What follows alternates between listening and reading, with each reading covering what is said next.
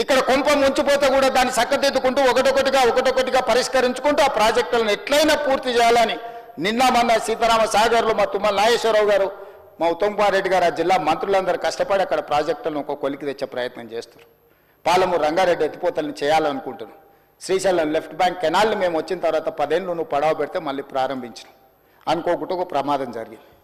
అధ్యక్ష, ప్రమాదం జరిగి ప్రజలు చచ్చిపోతే, అక్కడ ఉన్న కార్మికులు చచ్చిపోతే సానుభూతి చూపించాలి, కుటుంబాలను ఆదుకోవాలి, కుటుంబాలను పరామర్శించాలి. కానీ పైశాచిక ఆనందం ఏంది అధ్యక్ష? ఎవరు చచ్చిపోయినా తండ్రి కొడుకు మామ అల్లుళ్ళు కలిసి డాన్సులు చేస్తారు అధ్యక్ష. పంట ఎండిపోతే కథం, అసలు వాళ్ళ పైశాచిక ఆనందానికి పరాకాష్ట అయిపోయింది అధ్యక్ష. ఎక్కడ ఏ ప్రమాదం జరిగి తెలంగాణ ప్రజలకు నష్టం జరిగినా, తెలంగాణ రైతుల పంటలు ఎండిపోయినా, తెలంగాణలో కార్మికులు చచ్చిపోయినా, తెలంగాణలో విద్యార్థులు చచ్చిపోయినా, తెలంగాణలో పాఠశాలలో ఏదైనా చిన్న సంఘటన జరిగినా వాళ్ళ కళ్ళల్లో మెరుపు చూడు అధ్యక్ష. దాచుకునే దాగుతలేదు వాళ్ళ ఆనందం. అసలు అంటే ఇట్లా మనుషులు చనిపోతే పైశాచిక ఆనందం ఇట్లా ముఖంలోనే కొట్టొచ్చినట్టుగా అనిపించేటోళ్ళని ఎప్పుడైనా మీరు చూసిండ్రా అధ్యక్ష? ఆఫ్రికా అడవులో మనుషులను బిక్క తినేటోళ్ళని చూసినామని విన్నా. ఈడీ ఆమీన్ ఏదది ఉగాండాకు అధ్యక్షుడు ఉండే అధ్యక్ష ఈడీ ఆమీన్ అని. ఆయన మనుషుల్ని కోసి ఫ్రిడ్జ్లో పెట్టుకొని కొంచెం తీసి ఫ్రై చేసుకొని తినేటోడు అని. అంటే సినిమాలు చూస్తే నాకు ఆశ్చర్యం అనిపించింది, ఇట్లా కూడా ఉంటారా అని. ఇప్పుడు నిజం చేస్తున్నారు అధ్యక్ష. ఇక్కడ వీళ్ళు ఈడీ అమీన్తో పోటీ పడుతున్నారు అధ్యక్ష వీళ్ళ పైశాచిక ఆనందంలో. ఇది మంచిది కాదు అధ్యక్ష. తెలంగాణకు 25 ఏళ్ళు మీరు పార్టీ పెట్టి ప్రజలు ప్రతిసారి మిమ్మల్ని ఆదరించారు, అవకాశం ఇచ్చారు. ఆనాడు రాజశేఖర రెడ్డి గారు, చంద్రబాబు నాయుడు గారు, కేంద్ర ప్రభుత్వాలు కూడా మిమ్మల్ని ఓడించాలని చూసిన ప్రజలు మిమ్మల్ని గెలిపించారు. మరి ఈనాడు గుండు సున్నా ఇస్తే కనీసం జ్ఞానోదయం కలగాలి కదా అధ్యక్ష. 8 సీట్లలో డిపాజిట్లు పోవడం అనేది సామాన్యమైన విషయమా అధ్యక్ష?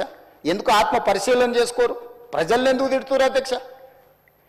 మీరు చేసిన తప్పులకు, మీరు చేసిన అప్పులకు ప్రజలు శిక్ష విధించిండ్రు.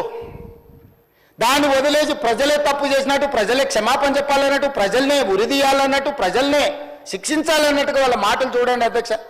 ప్రజలు వాళ్ళు ప్రజలు మోసం చేసింది మాట్లాడతలేరు అధ్యక్ష. ప్రజలను తిట్టేది ఏంది అధ్యక్ష? ప్రజలు విఘ్నులు. ఎప్పుడు ఎవరికి ఏ రకంగా చెప్పాలనో ఇండికేట్ చేయాలనో ఇండికేట్ చేస్తారు అధ్యక్ష. భూకంపం కూడా ఒకటేసారి అది అధ్యక్ష. ఫస్ట్ కొంచెం కదిలి, మళ్ళీ కొంచెం ఆగి, కొంచెం కదిలి, తర్వాత భూకంపం వద్ద అధ్యక్ష. తుఫాన్ ముందలు కూడా ఒక ప్రశాంతత కనిపిస్తుంది అధ్యక్ష. తెలంగాణ సమాజం కూడా తుఫాన్ ముందు ప్రశాంతత లాగా 2022 నుంచి 23 నుంచి వరుసగా అట్లా చూపిస్తూనే ఉన్నారు వాళ్ళ గంభీరత్వాన్ని. ఇప్పటికైనా జరిగిన పరిణామాలను అంచనా వేసుకొని పరిశీలించుకొని వచ్చి కూర్చొని ఒక బాధ్యత కలిగిన ప్రతిపక్షంగా ఇక్కడ ఉండి మంచిని మంచి, చెడును చెడు, మీ అనుభవాన్ని ఉపయోగించి విశ్లేషించి విడమర్చి మాట్లాడితే ప్రజలు ఆమోదించేటోళ్ళు అధ్యక్ష. మాటకు ముందు స్టేచర్, మాటకు వెనకాల స్టేచర్ అంటారు అధ్యక్ష. మీ స్టేచర్ పట్ల ఉన్న మీ ఆలోచన, మీ పట్టింపు ఈ స్టేట్ ఫ్యూచర్ పట్ల లేదా అధ్యక్ష? నేను అడుగుతున్నా, ఈ స్టేట్ ఫ్యూచర్ వద్దా? ఈ స్టేట్ ఫ్యూచర్ వద్దా? మీ స్టేచర్ గురించే మీ తాపత్రయమా? ఒకనాడు మీరు అధికారంలో ఉన్నారు, మీ పార్టీకి అధికార పార్టీగా స్టేచర్ ఉండే. 2023 డిసెంబర్ 3 తారీఖు నాడు అధికారం నుంచి ప్రధాన ప్రతిపక్ష పార్టీ స్టేచర్ ఇచ్చారు. ప్రతిపక్ష పార్టీ స్టేచర్ అది మీ పార్టీకి. 2024 మే జూన్లో పార్లమెంట్ జరిగింది, గుండు సున్నా ఇచ్చిండ్రు, మీ పార్టీని మార్చరీకి పంపించారు. నేనేం తప్పు మాట్లాడినా అధ్యక్ష? ఏమన్నా నేను? ఆనాడు మీరు అధికారంలో ఉన్నారు, స్టేచర్ ఉండే, తర్వాత ప్రతిపక్షం స్టేచర్ పడిపోయింది, ఆ తర్వాత గుండు సున్నా వచ్చి 8 డిపాజిట్లు పోయినాక మార్చరీలకు పోయిందని అన్న అధ్యక్ష. నేనేమన్నా అధ్యక్ష? అందులో తప్పేముంది అధ్యక్ష? బీఆర్ఎస్ ఈరోజు మార్చరీలో ఉందని నేను చెప్పిన అధ్యక్ష. దాన్ని ఒక వ్యక్తిని అన్నట్టుగానో, పెద్ద ఆయన్ని చంద్రశేఖరరావు గారు నేను అన్నట్టుగా హరీష్ రావు గారు, కేటీఆర్ గారు చిత్రీకరిస్తున్నారు అధ్యక్ష. అంత కుత్సిత స్వభావం నాకు లేదు అధ్యక్ష. చంద్రశేఖరరావు గారి దగ్గర ఉన్న కుర్చీని 4 కోట్ల తెలంగాణ ప్రజలు గుంజుకొని నన్ను తెచ్చి ఇక్కడ కూర్చోబెట్టారు అధ్యక్ష. ఇంకేముంది అధ్యక్ష చంద్రశేఖరరావు గారి దగ్గర నేను తీసుకోవడానికి? వారి దగ్గర ఉన్నది ప్రధాన ప్రతిపక్ష హోదా. ఆ ప్రధాన ప్రతిపక్ష హోదా ఎవరికి కావాలి అధ్యక్ష?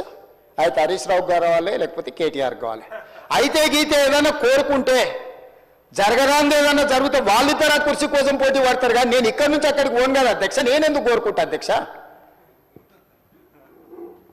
ఇది సింపుల్ లాజిక్ కదా అధ్యక్ష. నాకెందుకు ఆపాదిస్తున్నారు అధ్యక్ష అట్లాంటి తప్పుడు మాటలు అన్నిటినీ? నేను అట్లా కోరుకుంటలేను అధ్యక్ష. 100 సంవత్సరాలు ఆయురారోగ్యాలతో చంద్రశేఖరరావు గారు ఉండాలి, వారు ఆ ప్రతిపక్షంలో అట్లనే ఉండాలి, నేను ఇక్కడనే ఉండాలి, వారు సూచనలు చేస్తూనే ఉండాలి, నేను మంచి పరిపాలన అందిస్తూనే ఉండాలి, మా ఆర్థిక మంత్రి గారు మాకు నిధులు అందిస్తూనే ఉండాలి అధ్యక్ష. ఇది మా ఆలోచన అధ్యక్ష, ఇది మా భవిష్యత్ కార్యాచరణ. నేనెందుకు కోరుకుంటా అధ్యక్ష? నాకెందుకు? వాళ్ళు సరిపోను అన్నట్టు మళ్ళీ నేను కావాలా? వాళ్ళ ఇంట్లోనే పోటీలు పడుతారు నలుగురు, ఎవరు అందులోకి రావాలను. మా మిత్రుడు మహేశ్వర్ రెడ్డి గారు కూడా ఉన్నారు. మంచి మనసు ఉంటే మాతో పాటు ఇక్కడ కూర్చుంటాడు, ఈ రోజు కాకపోతే రేపైనా. ఏమున్నది అధ్యక్ష, నాకు మంచి ఫ్రెండే, నేనేం కాదంటలేను అధ్యక్ష.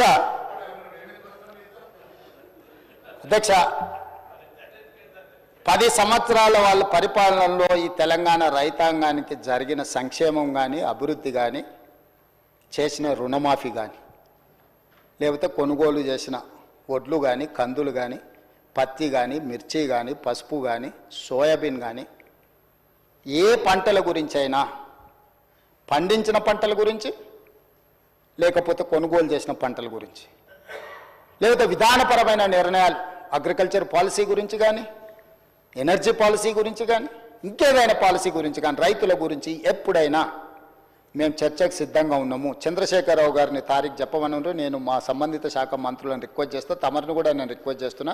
ప్రధాన ప్రతిపక్ష నాయకుడు గారు ఒకవేళ ఏదైనా సూచన చేస్తే any specific discussion on the subject మాకేం అభ్యంతరం లేదు అధ్యక్ష. నేను కూడా మిమ్మల్ని